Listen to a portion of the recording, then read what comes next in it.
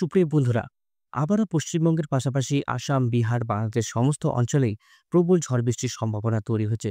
৪০ থেকে ৫০ কিলোমিটার গতিবেগে আছড়ে পড়তে পারে কালবৈশাখী ঝড়। অবশ্যই সাবধান এবং সতর্ক থাকুন। এবং কালবৈশাখী ঝড়ের পাশাপাশি বিভিন্ন জেলায় ঠান্ডার সেলের পাশাপাশি শিলাবৃষ্টিরও সতর্কবার্তা দিয়েছে আলিপুর আবহাওয়া দপ্তর। তো সুপ্রিয় বন্ধুরা, আবহাওয়ার সঠিক আপডেট দেখার জন্য অবশ্যই চ্যানেলটিকে সাবস্ক্রাইব করে প্রতিনিয়ত সঠিক আবহাওয়ার আপডেট দেখার চেষ্টা করবেন। প্রতিনিয়ত আপডেট দেখার জন্য অবশ্যই নোটিফিকেশন বেলটি প্রেস করে রাখবেন। তো আমরা আজকে এখন দেখব স্যাটেলাইট চিত্র। সেখান থেকে আবহাওয়ার পরিস্থিতি আমরা জানতে পারবো। আর অবশ্যই আপনাদের জেলার আবহাওয়ার পরিস্থিতি জানতে হলে আমাদের ভিডিওর কমেন্ট বক্সে লিখে জানান। অবশ্যই আবহাওয়ার আপডেট খুব সহজেই আপনারা পেয়ে যাবেন। প্রথমত আমরা যাচ্ছি স্যাটেলাইট চিত্রতে। সেখান থেকে আবহাওয়ার পরিস্থিতি আমরা এখন জানতে পারবো। কোন, কোন জেলায় বৃষ্টি হচ্ছে, কোন, কোন জেলায় মেঘলা রয়েছে। আর অবশ্যই আপনারা যদি চান আপনাদের নিজের জেলার আবহাওয়ার পরিস্থিতি আমাদের ভিডিওর কমেন্ট বক্সে লিখে জানাতে পারেন। এদিকে শৃঙ্গলি, এলাহাবাদ, ফাজিদাবাদ, যা বোলপুর থেকে শুরু করে নাগপুর, আলুকা এসব অঞ্চলে বজ্রবিদ্যুৎ সহ বৃষ্টির সম্ভাবনা তৈরি হচ্ছে। এটি হচ্ছে পশ্চিমী ঝঞ্ঝা। এই পশ্চিমী ঝঞ্ঝার প্রভাবে বৃষ্টিপাত তো আবারও শুরু হচ্ছে আমাদের রাজ্যে। একটি নিম্নচাপ অক্ষরেখা শুরু শুরু হচ্ছে আমাদের পশ্চিমবঙ্গ থেকে শুরু করে ঝাড়খণ্ড, এদিকে বিহার পর্যন্ত একটি নিম্নচাপ অক্ষরেখা গেছে। এর প্রভাবে আমাদের রাজ্যে প্রচণ্ডভাবে ঝড় বৃষ্টি শুরু হবে। কবে থেকে হবে সেটাও আপনাদেরকে জানাচ্ছি। আর নিম্নচাপটা কি হচ্ছে? নিম্নচাপের প্রভাবে কিন্তু প্রচণ্ড জলীয় বাষ্প আস্তে, আস্তে নিচের দিকে টানবে। সেই নিম্নচাপটি আরও শক্তিশালী হবে। এটি পোর্ট ব্লেয়ার দ্বীপের কাছে একটি নিম্নচাপ তৈরি হচ্ছে। দেখুন আপনারা নিজেরা দেখতে পাচ্ছেন একটা সার্কুলেশন। এই সার্কুলেশন আস্তে, আস্তে আরও শক্তিশালী হয়ে আমাদের পশ্চিমবঙ্গ, উড়িষ্যার দিকে প্রবেশ করবে। তখন আরও ঝড় বৃষ্টি বাড়বে আমাদের রাজ্যে।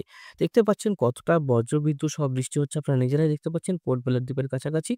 এদিকে বিভিন্ন জায়গাগুলোতে আপনার বজ্রগর্ভ মেঘ তৈরি হচ্ছে আর প্রচন্ড বৃষ্টি হচ্ছে সব জায়গায়। আপনারা আন্দামান নিকোবরের দিকে কিন্তু প্রচন্ড বৃষ্টি পাবেন এখন।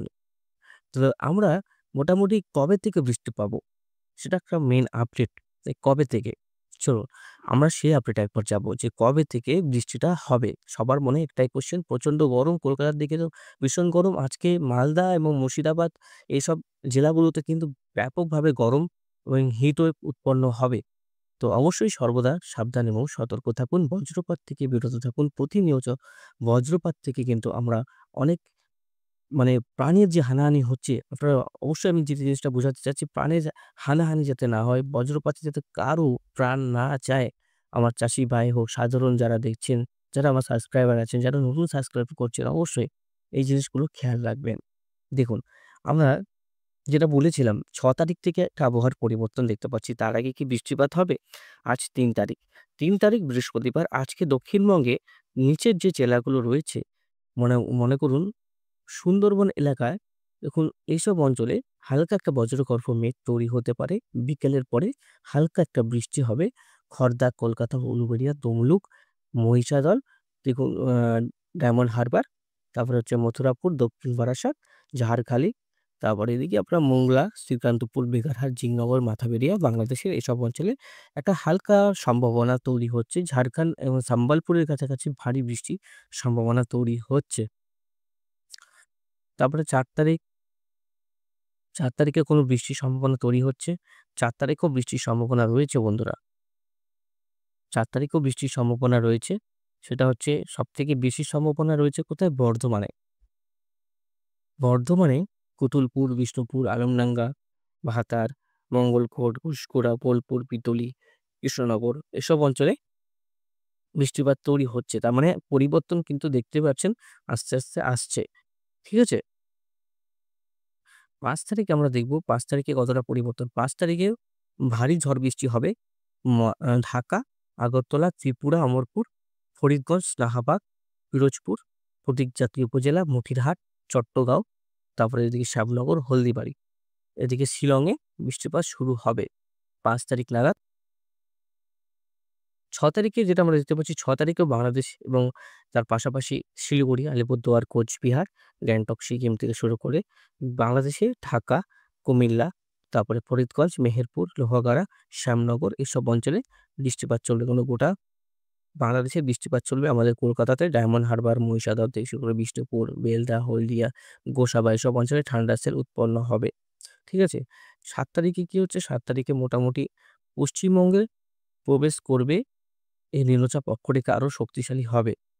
আমরা দেখতে পাচ্ছি ৭ তারিখ দুপুর ২টো থেকেই কলকাতা সমেত সমস্ত অঞ্চলেই যেমন কলকাতা, বারুইপুর, উলুবেড়িয়া, মহিষাদল, বর্ধমান, শান্তিপুর, কাটোয়া, দুর্গাপুর, মেহেরপুর, নলহাটি, ধুলিয়ান, ডুমকা, মালদা, বালুরঘাট, কোলাঘাট থেকে শুরু করে বাংলাদেশের সমস্ত অঞ্চলেই প্রবল বৃষ্টি শুরু হবে। দেখুন ৭ তারিখেও কিন্তু বৃষ্টিপাত রয়েছে। ৮ তারিখে যেটা আমরা দেখতে পাচ্ছি, ৮ তারিখেও কিন্তু ব্যাপকভাবে বৃষ্টিপাত রয়েছে। ২ দিনাজপুর, পূর্ণিয়া, মালদা থেকে শুরু করে মুর্শিদাবাদ, তারপরে বর্ধমান, উস তারপরে সিউড়ি, তারপরে দুর্গাপুর, শান্তিপুর এসব অঞ্চলে বৃষ্টিপাত তৈরি হবে। ৯ তারিখেও প্রচণ্ড বৃষ্টিপাত থাকছে পশ্চিমবঙ্গ জুড়ে। সব জেলার নাম নেওয়া যাবে না। সমস্ত জেলাতে বৃষ্টি হবে ৯ তারিখে। ১০ তারিখে কি হচ্ছে? ১০ তারিখেও সমস্ত জেলাতে বৃষ্টি রয়েছে। উত্তরবঙ্গে বজ্রপাতটা বেশি রয়েছে। ১১ তারিখ ১১ তারিখেও কি হচ্ছে? গোটা রাজ্য কি গোটা ভারতবর্ষ জুড়েই বৃষ্টিপাত রয়েছে, ঠান্ডার সেল রয়েছে। দেখতেই পাচ্ছেন আপনারা বজ্রবিদ্যুৎ সহ বৃষ্টি উৎপন্ন হবে আমাদের ভারতবর্ষের পাশাপাশি এদিকে মায়ানমার হোক, থাইল্যান্ড হোক, এদিকে আপনার সমস্ত অঞ্চলে দেখুন কোনো অঞ্চলেই বাদ নেই। সেসব অঞ্চলেই কোনো জায়গায় বেশি, কোনো জায়গায় কম। ১২ তারিখে যেটা হচ্ছে ১২ তারিখেও কিন্তু বজ্রবিদ্যুৎ সহ বৃষ্টি রয়েছে। ১৩ তারিখেও রয়েছে। ১৩ তারিখেও ভারী বৃষ্টি রয়েছে। ১৪ তারিখেও বজ্রবিদ্যুৎ সহ আছে কিন্তু কলকাতার দিকে বেশি রয়েছে মানে দক্ষিণবঙ্গে ১৪ তারিখে বেশি রয়েছে, উত্তরবঙ্গে কম। ১৬ তারিখ, ১৫ তারিখে মোটামুটি এটা আস্তে, আস্তে সরে যাবে। অক্ষরেখা তারপরে কিন্তু ১৭ তারিখে সে আরেকটু পাস করে নাগপুর, হায়দ্রাবাদের দিকে চলে যাবে। তো বোঝাতে পারলাম আস্তে, আস্তে কিন্তু আমাদের এখানে ১৪-১৫ তারিখ পর্যন্ত একদম লাগাতার বজ্রবিদ্যুৎ সহ বৃষ্টি রয়েছে বন্ধুরা। ঠিক আছে? বোঝাতে পারলাম। প্রথমত আমরা এখন দেখব ওয়ার্নিং কোনো কিছু ওয়ার্নিং দেওয়া আছে কিনা আপাতত আজকের জন্য।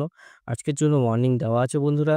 সেটা হচ্ছে আপনার এদিকে আপনার উড়িষ্যা এদিকে আপনার ঝাড়খণ্ডের অমরপুরা দিয়ে শুরু করে কিছু, কিছু ফরেস্ট এলাকায় মানে ফায়ার মানে হিট ওয়েভ এর জন্য যে ফায়ার থাকে, এটার জন্য একটা অ্যালার্ট দেওয়া আছে। তাছাড়া কিছুই না।